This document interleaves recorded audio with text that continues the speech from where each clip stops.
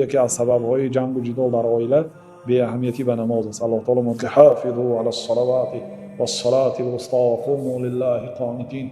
نمازها را محافظت کنید، خاصتا نماز عصر را. محافظت یعنی که طهارت مکمل، شستن دندان، پوشیدن لباس خوب، بر وقت رفتن به مسجد، بین اذان و قامت دعا کردن، تحیات مسجد خواندن. نماز فقط خوانتان نگفته است الله تعالی در یگان جای قرآن. نماز خوانتان نگفته است، نماز رو محافظت کنیتان. معنای ما احتیاط کنیتان یعنی بر وقت رفتن، طهارت مکمل گرفتن، با یک هوس به نماز رفتن، دعا کردن بین اذان و قامت. این چیزا به محافظت نماز میده. انتظار نماز، این وقتی که به نماز بی اهمیتی میکند بنده، بعد نماز برآمده دعای بد میکنه که الله همین بنده مرا ضایع کرد، ضیعه کما ضیعنی. ضایع کن این بنده را، یعنی بی اهمیتی کن به این بنده چه خیلی که به من بی اهمیتی کرد. حضرت فضیل ابن عیاض میگفتن که من اگر گناه کنم از اخلاق زنم میفهمم.